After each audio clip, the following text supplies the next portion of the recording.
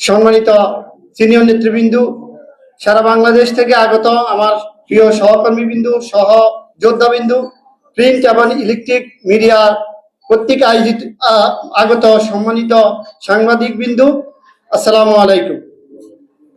প্রিয় উপস্থিতি, আজকের এই প্রোগ্রামটি আমাদের জন্য অতীব তাৎপর্যপূর্ণ।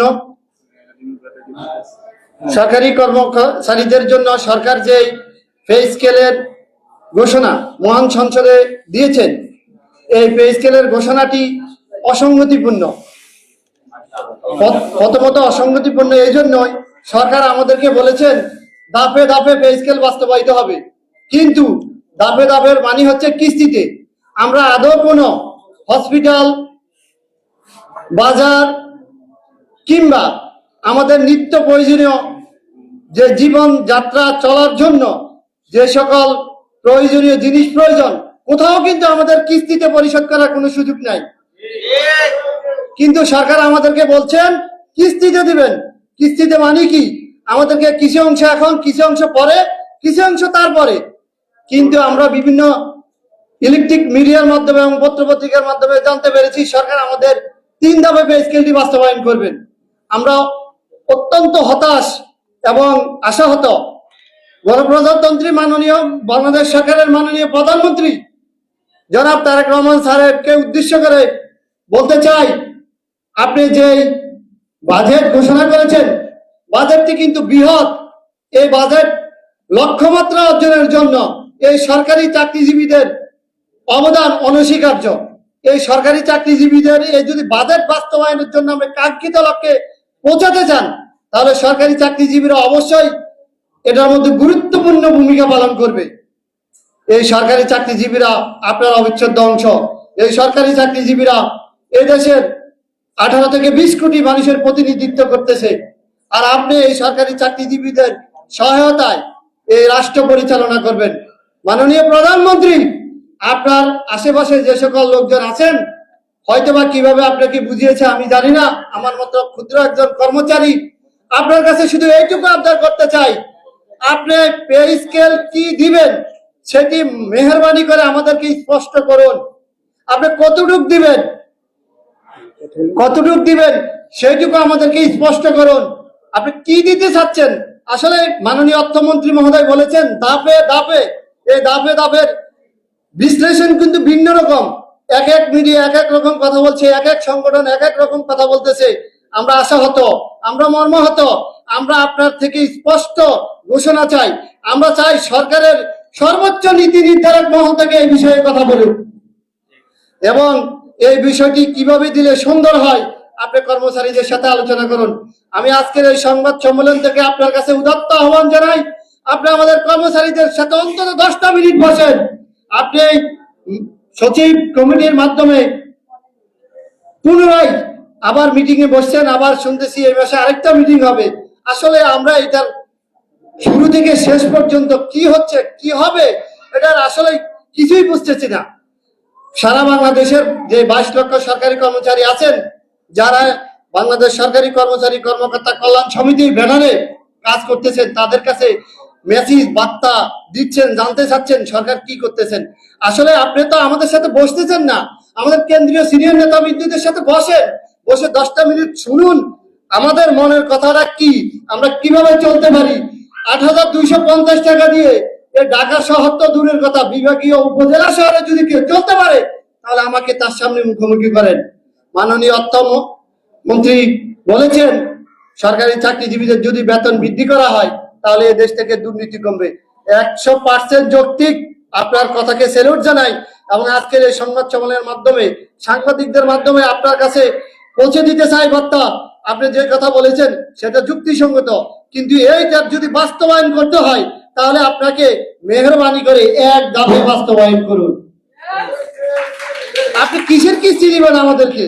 এই কিস্তি তাহলে আমরা যে ব্যাংক থেকে লোন নিছি সেটা কিভাবে পরিশোধ হবে? আমরা যে এনজিও থেকে লোন নিছি সেটা কিভাবে পরিশোধ হবে?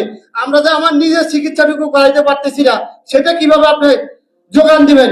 আমরা যে আমাদের বৃদ্ধ মা বাবাকে ভালো করে হসপিটালে ট্রিটমেন্ট করাইতে পারতেছি না, আপনি সেটার কিভাবে বিশ্লেষণ করবেন? মেহেরবানি করে আপনার কাছে বিনীত অনুরোধ, মাননীয় প্রধানমন্ত্রী আপনি যথাযথ ব্যবস্থা নেবেন এ বিষয়ে এবং পে স্কেলটি এক ধাপে বাস্তবায়ন করে সরকারি কর্মচারীদের সুখ দুঃখ কষ্টের লাঘব করবেন এবং আমাদেরকে এই সোনার বাংলাদেশে সুন্দরভাবে জীবনযাপনের করার সুযোগ করে দিবেন। আপনাকে অসংখ্য ধন্যবাদ। ধন্যবাদ এই সংগঠনকে। ধন্যবাদ ওমর ফারুক ভাইকে যেই বক্তব্য দিলেন। আমরা আসলে মূলত অল্প সময়ের মধ্যে আলোচনা করবো এবং পরে আমরা সংবাদ সম্মেলনে চলে যাব, যার কারণে আমি সংক্ষিপ্ত বক্তব্য দেওয়ার জন্য সকল বক্তাকে আমি অনুরোধ করব। আমাদের মাঝে এসে উপস্থিত হয়েছেন বাংলাদেশ তৃতীয় শ্রেণীর ঢাকা মহানগরের সম্মানিত আহ্বায়ক এবং ঢাকা মেডিকেলের সম্মানিত নেতা জনাব মামুনুর রহমান মামুন ভাইকে, রফিকুল ইসলাম মামুন ভাইকে আমাদের এই সংবাদ সম্মেলনের পক্ষ থেকে স্বাগত জানাই। আমাদের মাঝে উপস্থিত হয়েছেন বাংলাদেশ টেকনিক্যাল অ্যাসোসিয়েশন বুয়েটের সম্মানিত সভাপতি এস এম শাহিন ভাইকে মঞ্চে আসন গ্রহণ করার জন্য আমি অনুরোধ করছি। শাহিন ভাই, আমি এই পর্যায়ে আমাদের মাঝে বিভিন্ন দপ্তর থেকে যারা এসেছেন সবাইকে সংগঠনের পক্ষ থেকে সাধুবাদ এবং স্বাগতম জানাই। আমাদের মাঝে উপস্থিত আছেন বাংলাদেশ তৃতীয় শ্রেণীর সম্মানিত সিনিয়র নেতা জনাব মোহাম্মদ মজিবুর রহমান ভাইকে মঞ্চে আসন গ্রহণ করার জন্য অনুরোধ করছি। আমি এই পর্যায়ে আসন গ্রহণ করার জন্য অনুরোধ করছি মানিকগঞ্জ জেলার সম্মানিত সভাপতি সাধারণ সম্পাদক এবং কেন্দ্রের যুগ্ম আহ্বায়ক জনাব আজিজুর রহমান ভাইকে মঞ্চে আসন গ্রহণ করার জন্য অনুরোধ করছি। এই পর্যায়ে আমি সংক্ষিপ্ত বক্তব্য রাখার জন্য অনুরোধ করছি জনাব খলিলুর রহমান, তিনি এসেছেন বরগুনার বেতাগী থেকে, তাকে সংক্ষিপ্ত বক্তব্য রাখার জন্য অনুরোধ করছি।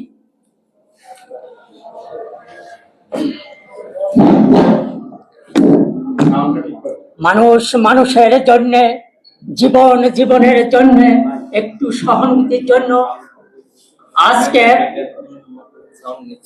বাংলাদেশ কর্মকর্তা কর্মচারী কল্যাণ সমিতির উদ্যোগে 1 জুলাই থেকে নবম পে স্কেলের কার্যকারিতা বাস্তবায়নের বাজেট প্রকাশের বাস্তবায়নের লক্ষ্যে আমরা আশা করেছিলাম, ভেবেছিলাম, আমরা আন্দোলন সংগ্রাম করেছিলাম, আমরা 17 বছর পর্যন্ত নবম পে স্কেলের টাইম স্কেলের জন্য আন্দোলন আঘাত পুঘাত রক্ত বুলেটের মাধ্যমে আজকে সেই বন্যার মণিমুকুট তারেক রহমান প্রধানমন্ত্রী 11 তারিখ বাজেট অধিবেশনে আমাদের 1 জুলাই কার্যধারী হবে সেই আশা প্রকাশ করেছিল। আজকে আমরা সেই কর্মচারীরা আমরা পুরানো কয়টা ফেরত পেয়েছি সেই তারেক জিয়ার ঘোষণার মাধ্যমে। প্রিয় ভাইরা, আমরা অনেক দুঃখ কষ্ট নিয়ে, আমরা বুক ভরা কষ্ট নিয়ে আমরা বারবার আন্দোলন করেছিলাম। তার সাথে সাথে আমার এক ডক্টর প্রিয়দেব ভট্টাচার্য বলেছেন, কাকের মতো কাকা এক একটা প্রস্তাব করেছিল যে জনগণের যদি এই বাজেট দেয় নবম পে স্কেল গরিব মানুষ না খেয়ে মারা যাবে। আমরা বলেছিলাম বাংলাদেশে বাজেট দিলে গরিব মানুষ মারা যায় না। আজকাল প্রধানমন্ত্রী ফ্যামিলি কার্ড দিয়েছে, কৃষি কার্ড দিয়েছে এবং ব্যবসায়ীদের শুল্ক তারা প্রত্যাহার করে দিয়েছে। এখন তারা উন্মুক্ত বাতাসে ব্যবসা বাণিজ্য করবে, তাদের আর দুঃখ কষ্ট থাকবে না। প্রিয় ভাইরা, আমরা তারেক জিয়াকে বলতে চাই, সরকারি কর্মকর্তা কর্মচারীরা আপনার পাশে আছে, প্রশাসন আপনার পাশে, যতই হুমকি আসুক ধমকা আসুক ইনশাআল্লাহ কর্মচারীরা আমরা তা মেনে নেব। ইনশাআল্লাহ আমরা আপনার পাশে আছে, আপনার পিছপা হওয়ার দরকার নাই। প্রিয় ভাইরা, আমাদের নবম পে স্কেলের 11তম গ্রেড থেকে 20তম গ্রেডে 100% দিতে হবে। আমরা সাধারণ কর্মচারীরা আজকে আমরা ঋণ নিয়ে আজকে মাথা খাই গোজার আমরা চাই পাচ্ছি না।